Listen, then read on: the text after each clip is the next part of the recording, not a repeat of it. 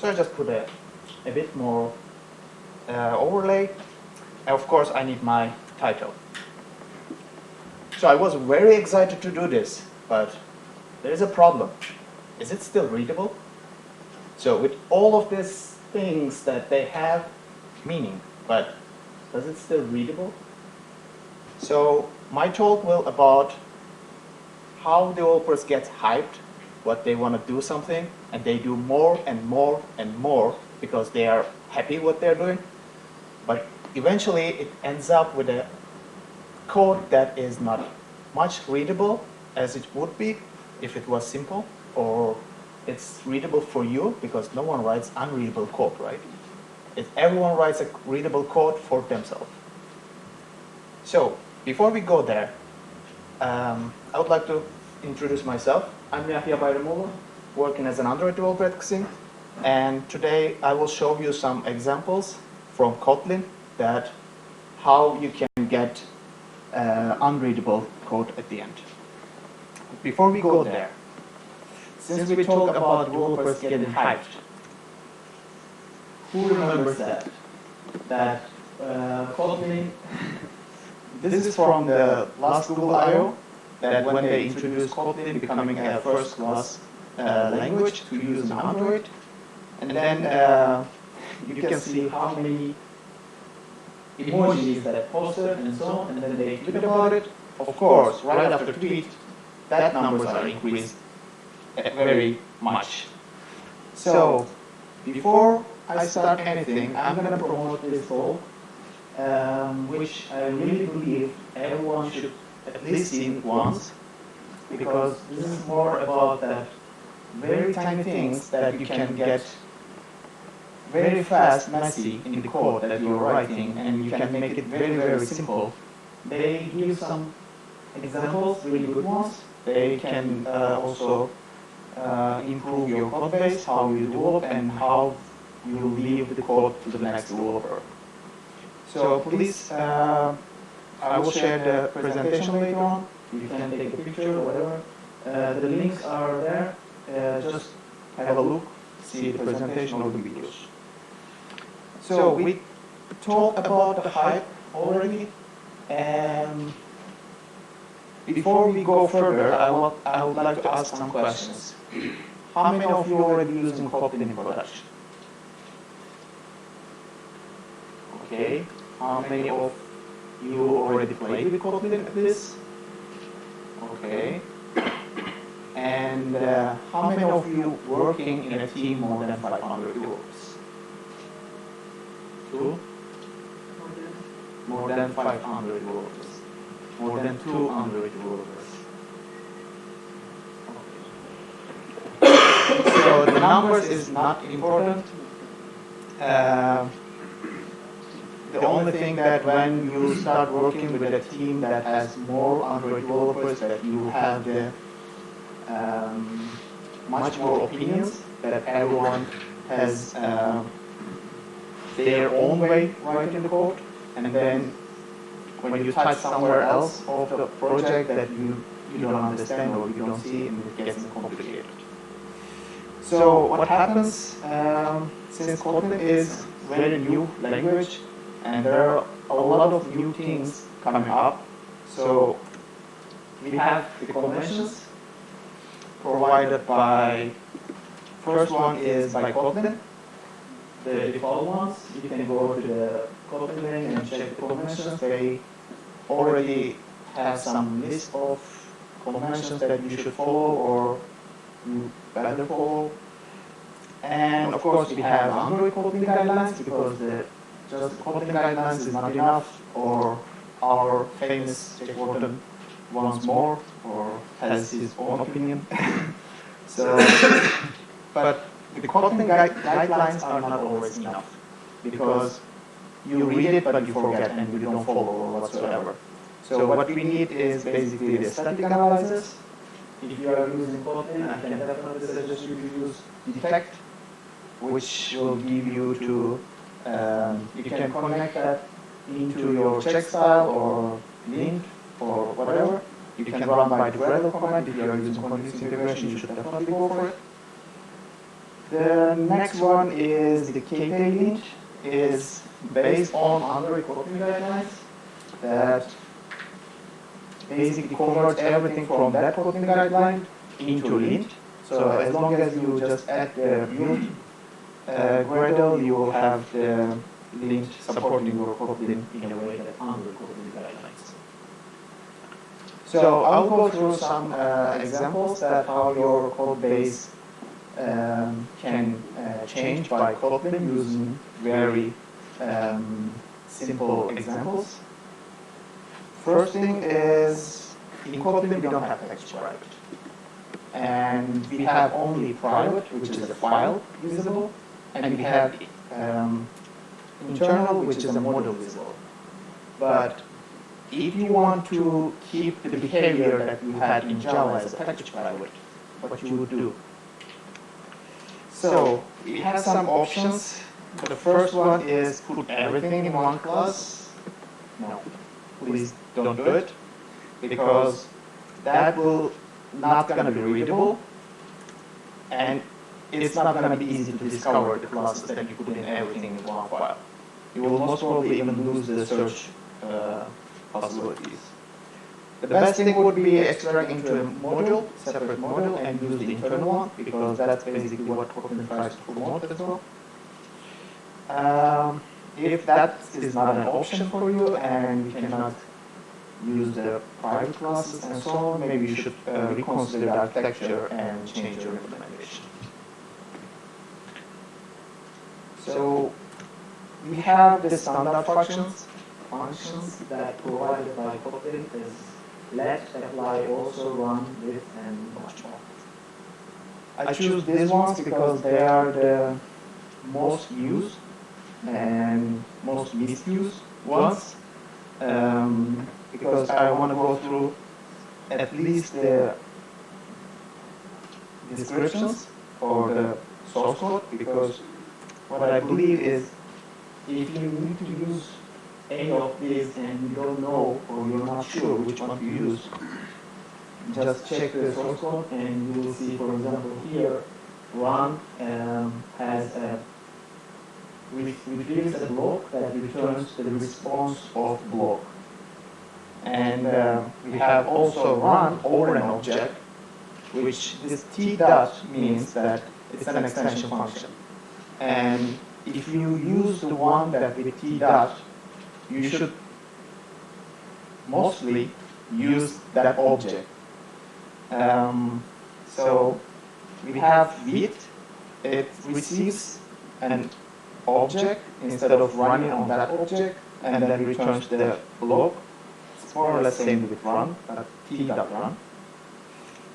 We have the apply, which is very used. The most special part is this: it runs the method that you pass before returning itself. So this is especially good if you want to modify before returning an object. We have also more or less same, but it doesn't wait. So the difference is here basically the one of them runs on the object, the other one receives the object and runs it. So here, if you block this and block, that will change the usage. And my favorite is let. My favorite is let, that it will give you possibility to even do like null checks and so on. So I would like to show some usage of these default functions. The first one that I'd like to show is an irrelevant usage, because if you look at the apply methods that's used in the first one, it means that I will apply the changes in this code block on the view that I inflated. Yeah? And here, this code block has nothing to do with the object that I created. If I want to keep this whole code snippet as this, then maybe I can do such modification. But that would lead us into another problem, that how deep you can go. So for example, you can have linear layout manager to modify, and then you put another apply, or you want to check no pointer, and then you say dot let, and then you go deeper and deeper, and then you end up with a matrushka that is not easy to understand what is happening. Another example is, for example, let's see here, let's assume that developer wants to do something with an integer, and he wants to name it as a cardinals, and he wants to use it in somewhere there. But why that?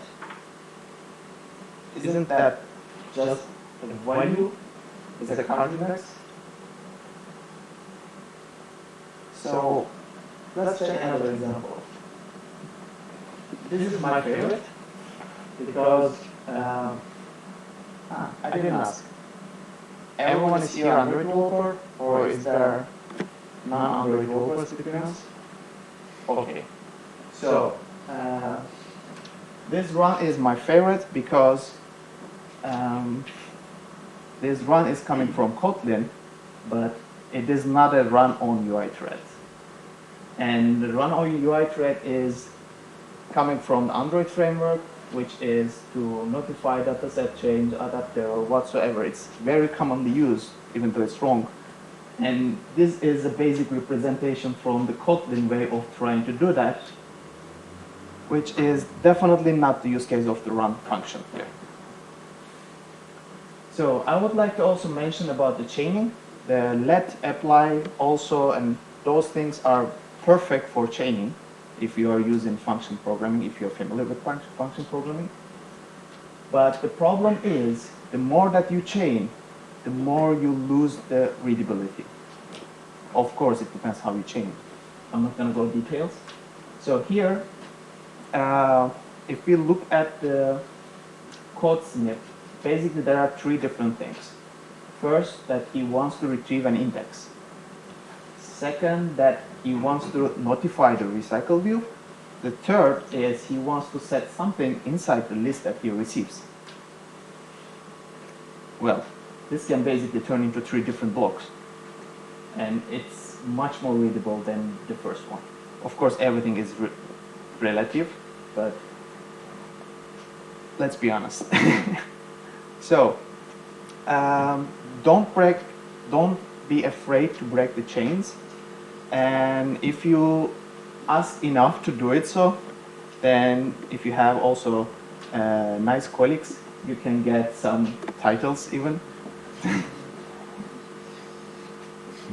So I'm going to talk about also when, which is very much powerful of switch case.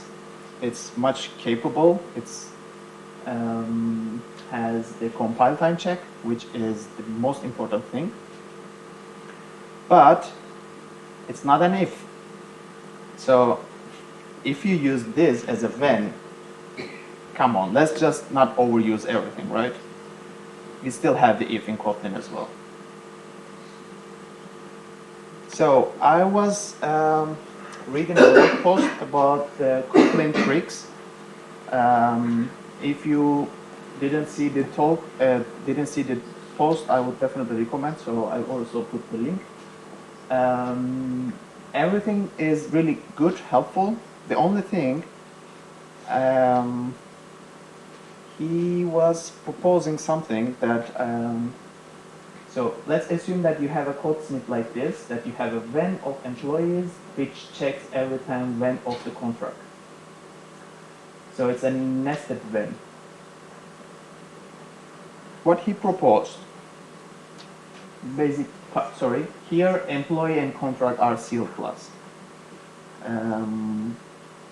Sealed classes are telling when to be able to judge if it's every case already handled or not.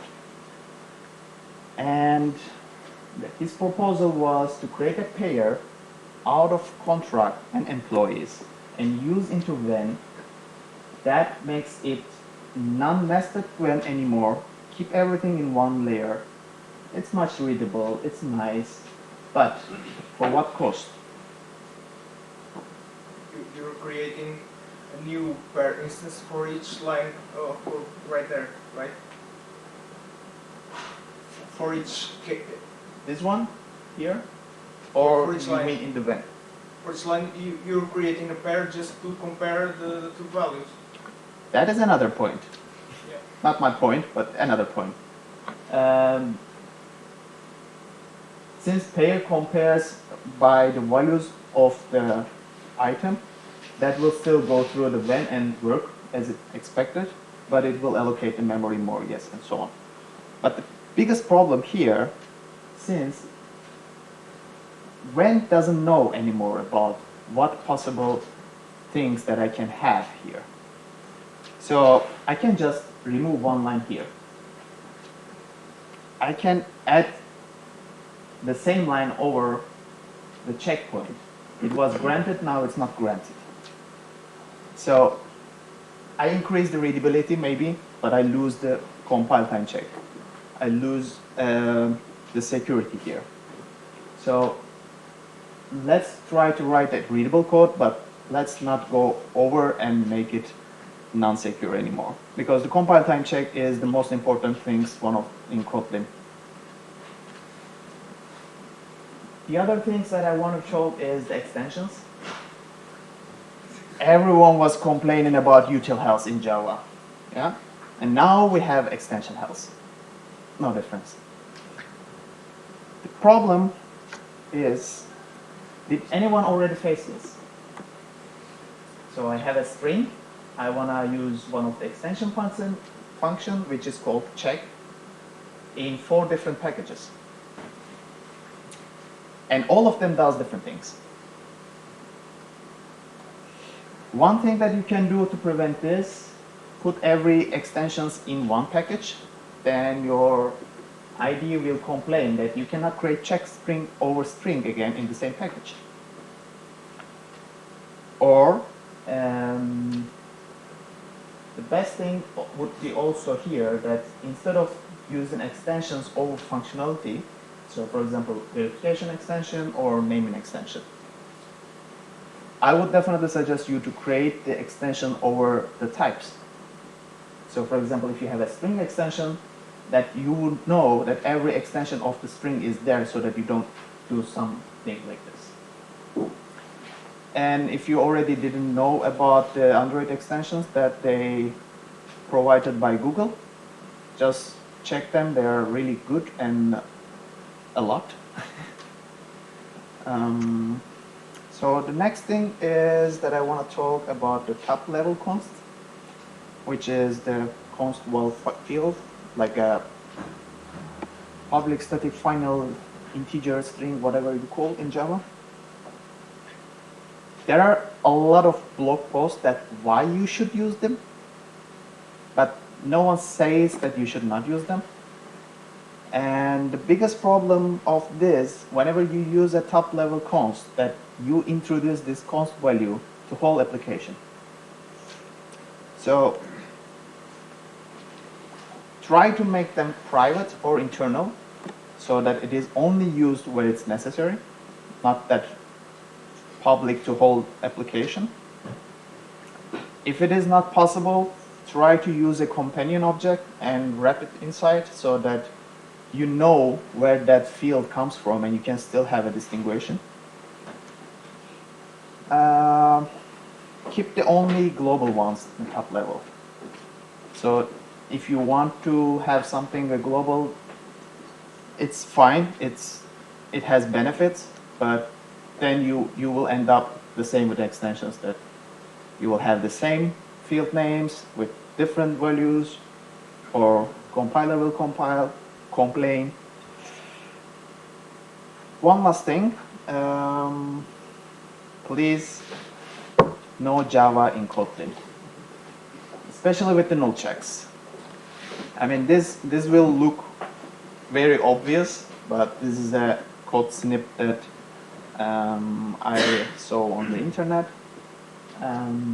So what you do is to check if a value is null. If it's not, put the double exclamation mark and assign it, and do even deeper, like check one value, check another value, put exclamations everywhere, and go as a Java way of doing this.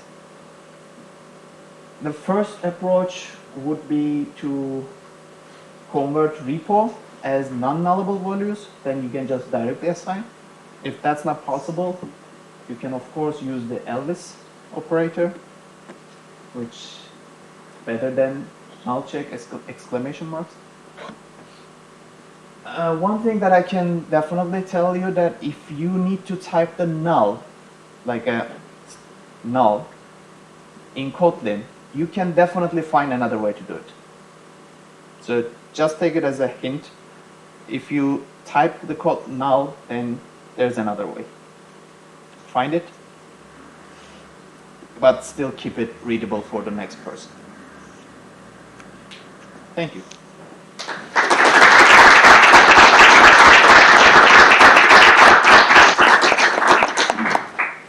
Any questions? Suggestions? No? Thank you again. It came from very, very far. Okay. Can I take it off? Yeah, you can.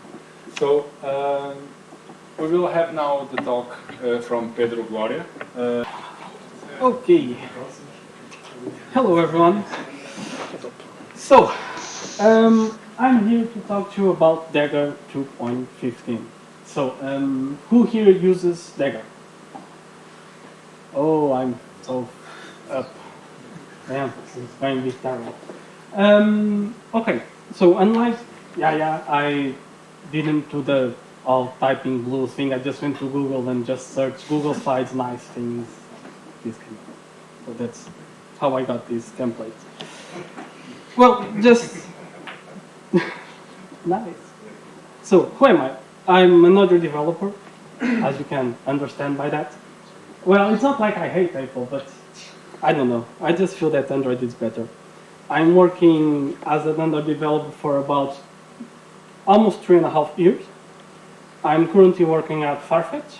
I'm not sure if you heard of it. It's an e-commerce product website, web store, whatever you want to call it. Before that, I worked on Bliss Applications, which is a service and consulting company where we did a lot of different applications. We've learned a lot of different things, different ways to do stuff. And before that, I was actually working on another startup, because Farfetch is still a startup, I guess. And it's called Maily, which is just here. And Maily was when I actually started using Dagger, and it was Dagger 1. Did any of you here use Dagger 1?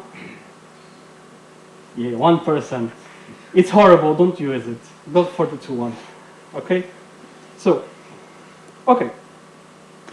So, basically, I found this in, actually, it was in another colleague, Portuguese thing on Medium that was saying that James Shore said that injection is a $25 term for a 5-cent concept. So basically, everyone makes a very big mess around Dagger. Oh, it's so hard. Oh, it's so difficult. And maybe it's not that difficult. And let's do a test. How many of you had problems with Dagger? A lot of you used. How many of you had problems with Dagger 1? Right. No. So everyone else, it's perfect. Everyone else is Dagger master. No, I already have from. So basically, I didn't give the number. Dagger is even, well, I also have problems with Dagger, and some things are really difficult to understand with Dagger. But I think that with 2.15, not sure if you use 2.15, which is the latest version, from 2.11, it starts to get easier. Why? Because you don't really need to do a lot of stuff that you have to do. You just add some annotations and Dagger does everything and generates everything for you. You just, it kind of ruins the feeling that you had when, okay, what is happening behind the scenes? You have to go to the generated code to understand, and it's quite a mess, so it's hard to understand. But I will have a slide here with the demo code. But for those of you who don't know, what is dependency injection? Dependency injection, basically you are giving some class, right? a dependency. You are providing him. You are saying, okay, for you to use this class, you need to have something, bananas. You need to have bananas to use this class. Okay?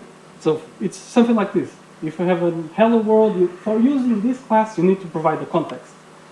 The context there, that's the dependency that you are giving to that class. Okay?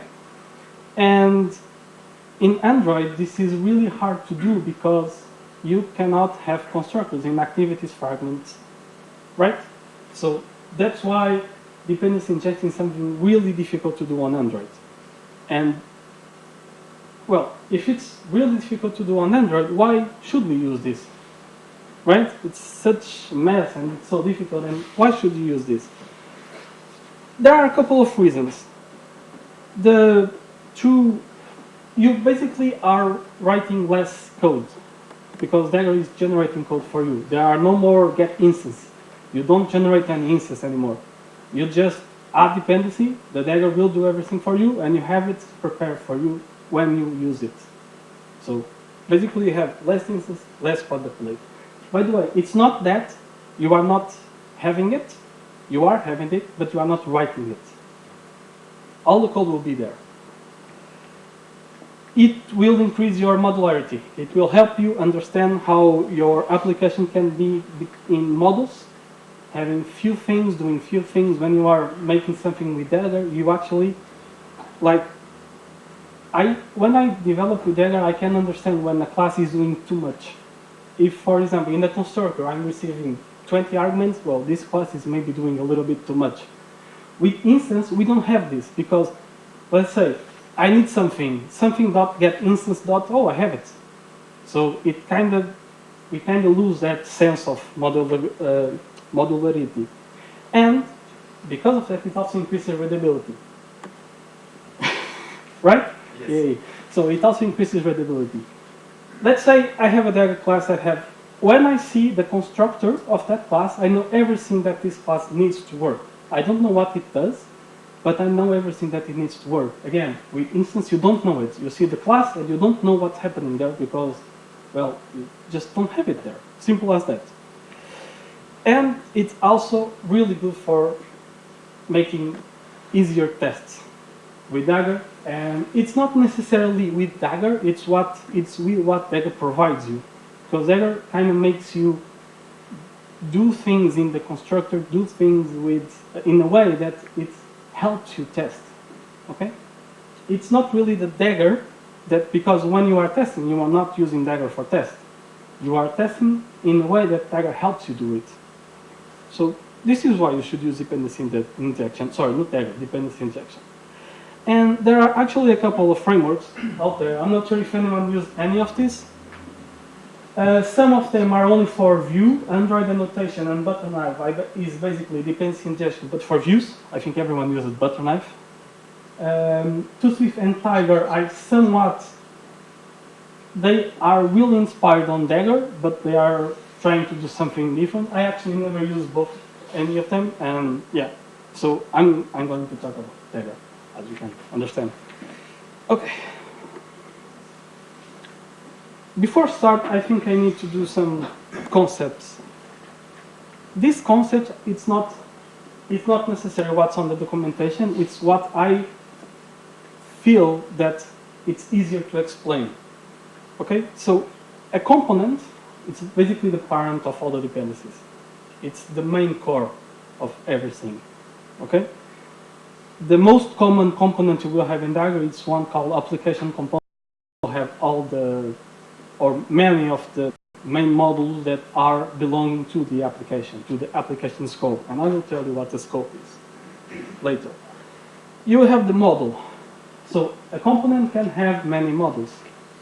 And each module, it's basically how you organize the component. For example, I can have an app component that has the network module, which has all my network calls, retrofits, okay, HTTP, and it's all on that place. And I can have other modules like activity module, and I will get into that later. Provides and injects, it's how Dagger knows or understands how to provide or to give something. You can do this. They are in a way, there are two different things to do the same. And I will show the difference later. And a subcomponent, it's like, think of it as something that extends a class. So it's basically a small subset of a component. I usually, when I use Dagger, I usually use two subcomponents and one component, which is application component, which is a singleton. Then I use an activity component, which is basically the activity lifecycle, for example. And then I use a fragment component. A fragment subcomponent, fragment scope, which is a fragment lifecycle. Okay, so my main goal here is just to give a quick and brief way of, okay, I want to use Dagger. How can I start using Dagger? You have to implement this, Dagger Android support, because you have to do the Android support because you have to use the support fragment, so you have to use it, and then you have to annotation processor. And this is where you start. This is where your application is. So basically, when you can extend your Dagger application, and by the way, you don't, I'm giving you the setup. There is hardware setups. For example, if your application can't extend Dagger application, you can do it somewhere else in a different way. And actually, the way you can do it, it's on Dagger application. And I will see, if I have time, I will see how is the Dagger application.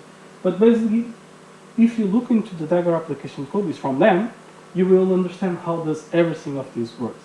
But for a quick start, this is what you need. This component, the Dagger app component, is actually something that they create when you create an app component and you build your project. So you create your app component, you build your project, and it's going to call Dagger app component. This is true for all components. If you have a, I don't know, activity component, the Dagger will create Dagger activity component, and you can use it. And what is the app component? Here, this is basically the three mandatory things that you need to have for your app component to work or your application to work with Dagger.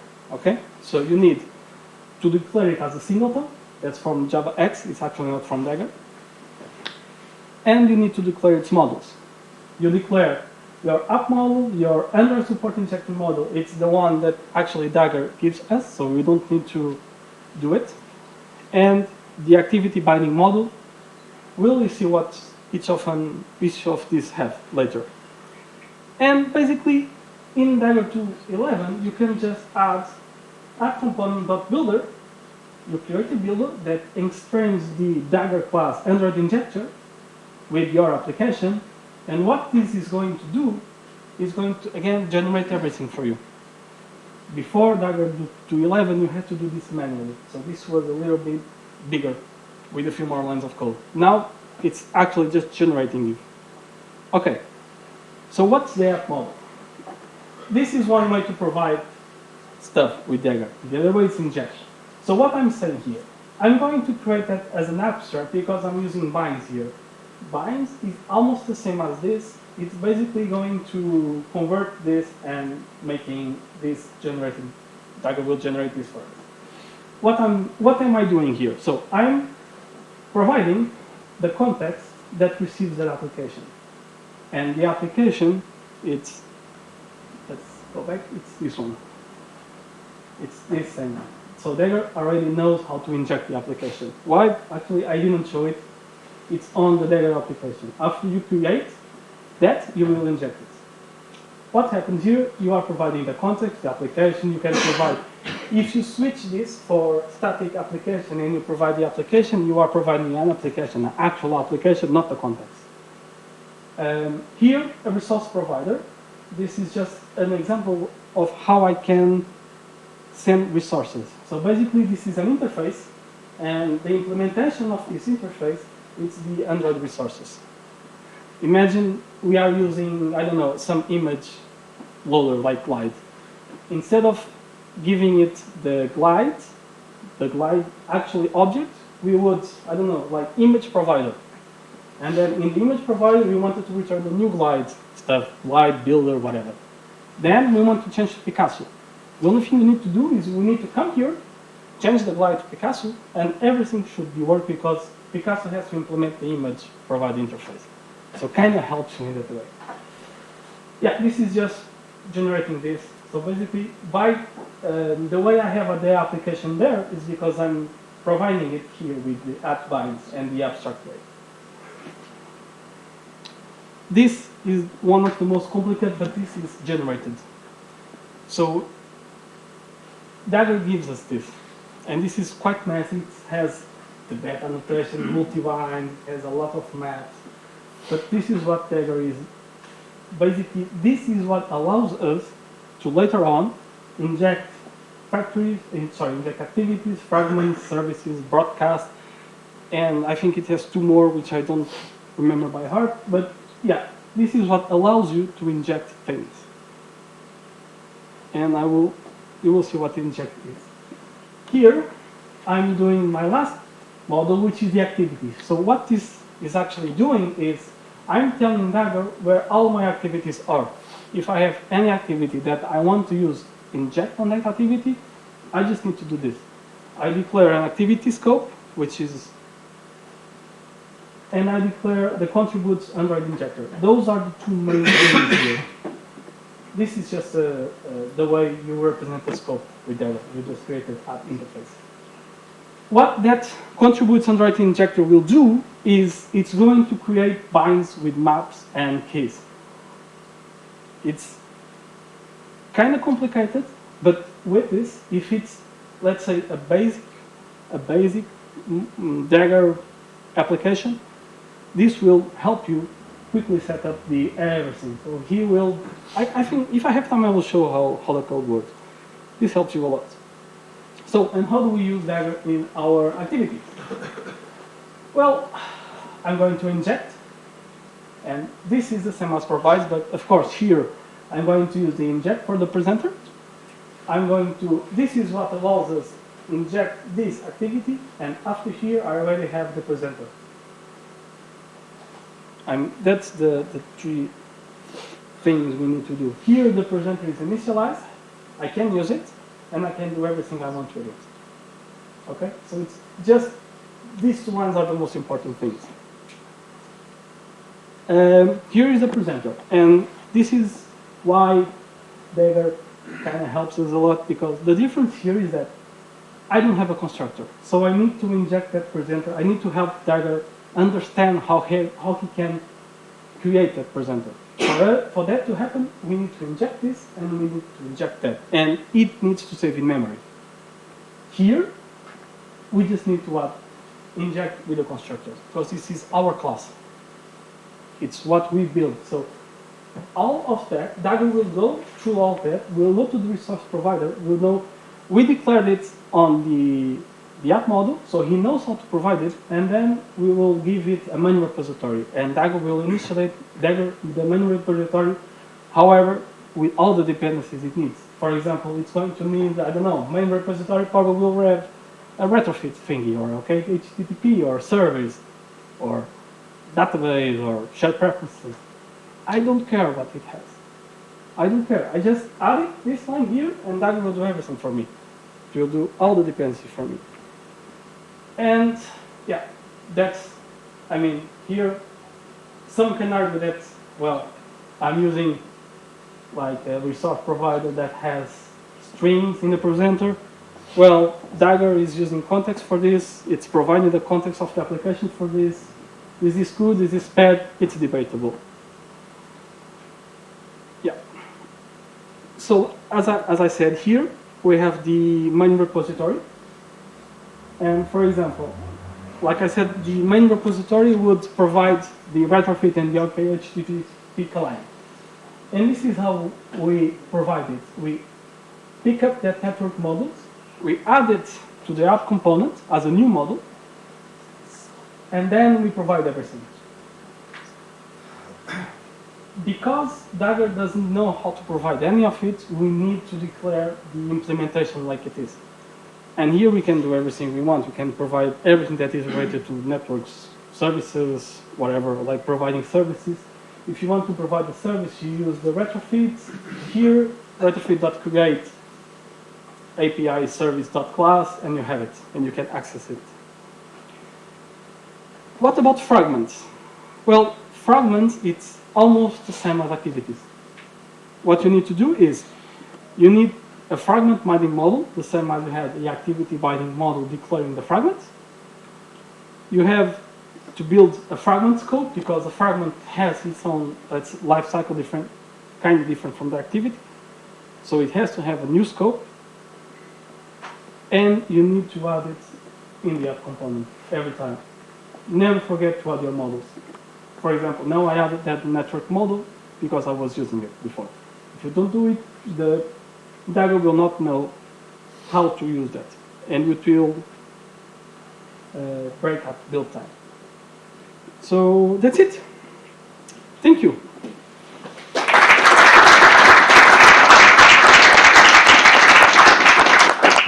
Any questions? Come on. If not, I have time, because I would like to see some Dagger generated code and stuff like that. Would that be interesting? Do we have time? Yes, we still have. Let's see.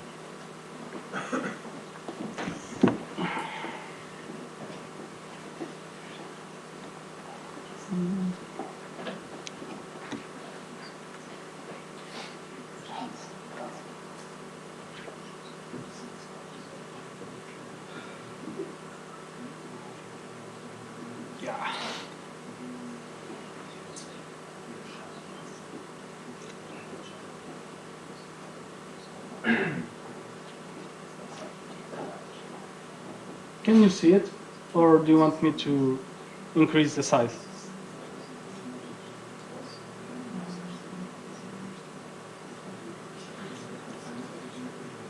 You can change. Oh yeah, if someone talks about my ID color, I love it. It's fine. Don't. Right. Okay, so for example, at contributes Android injector, actually what it's making you do, it's this. Basically, he's generating all of this for you. If you didn't have that, if you had a more complex stuff, you will need to bind this, and will need to make all of this binds into map, activity key, create a factory. You will need to do all of this manually. At contributes Android injector does everything for you. Here you can see how the activity adds the providers for the main presenter. So as you can see, it's everything that Dagger does. It's basically to help for you to not do the instance thingy code, and you can do everything.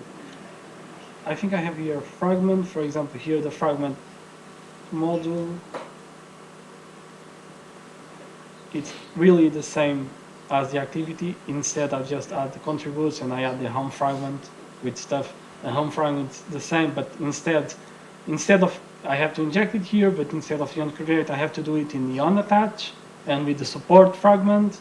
The rest is the same. Here, the thing nice, it's here. Dagger application.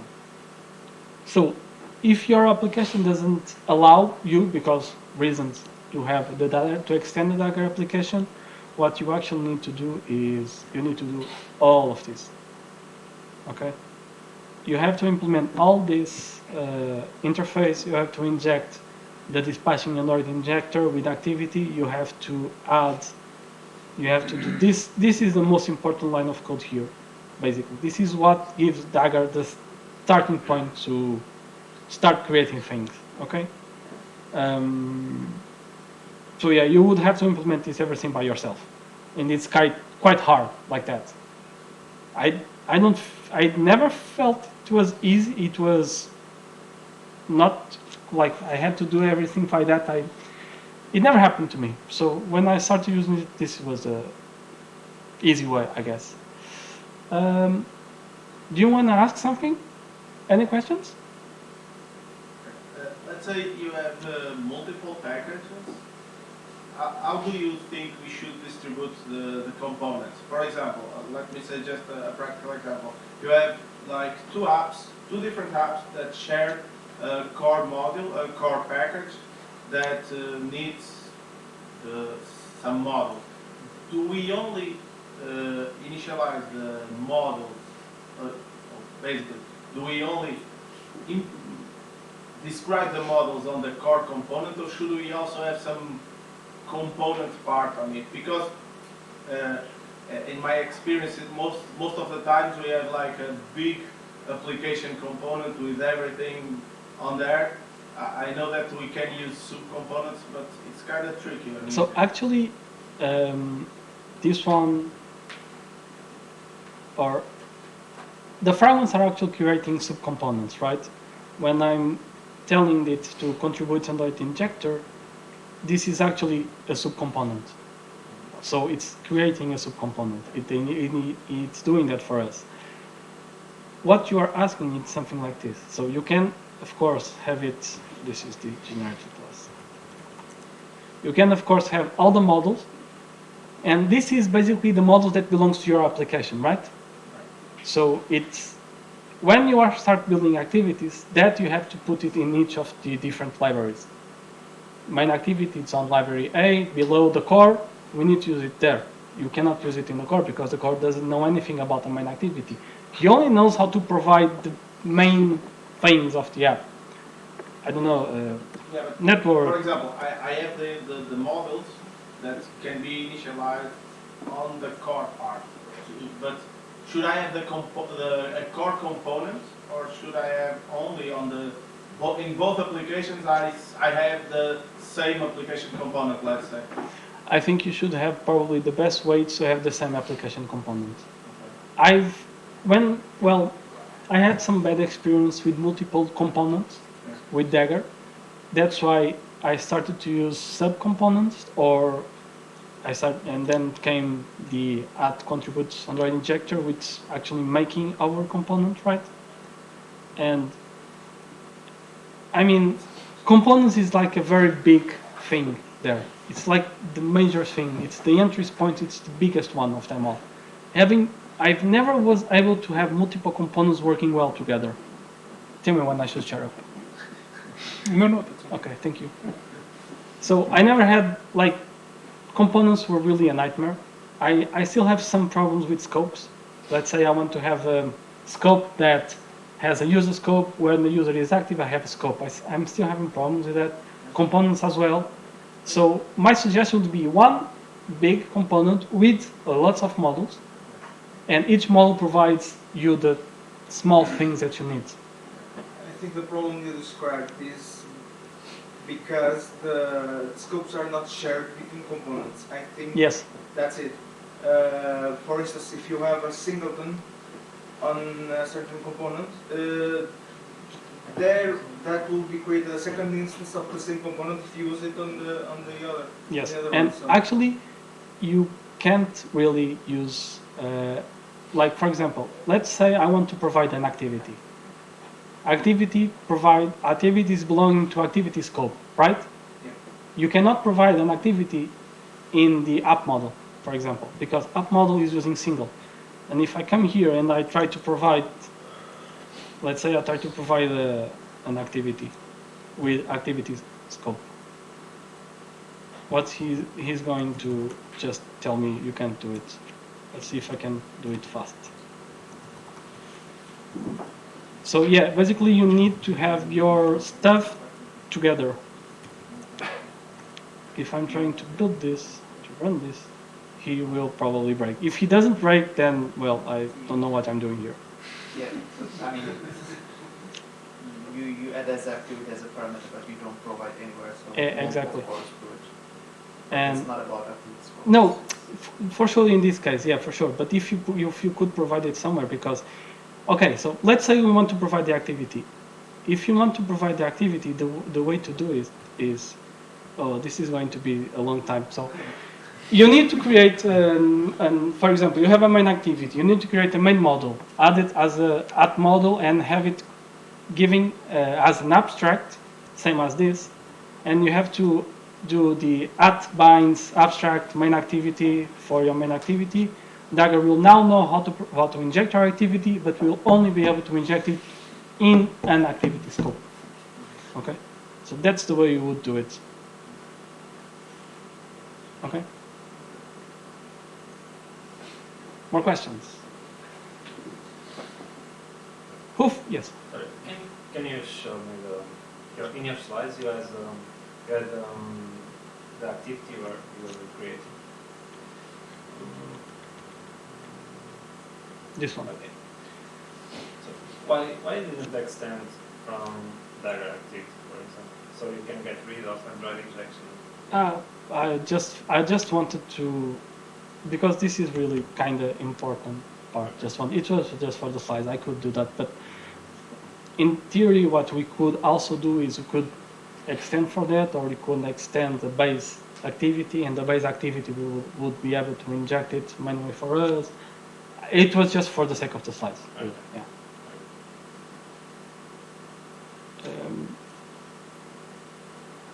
Who is ready to start using Dagger after this? So many people. Yeah, one. Yes. Nice. I reached one. Okay. Thank you, everyone.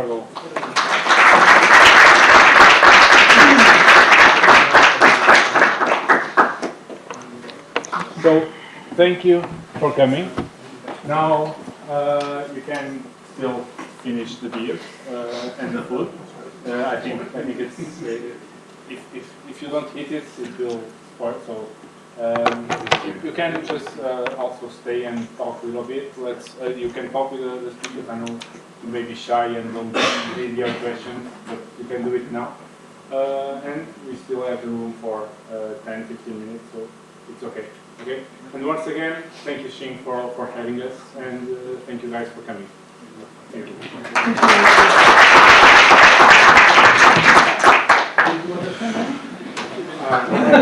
First,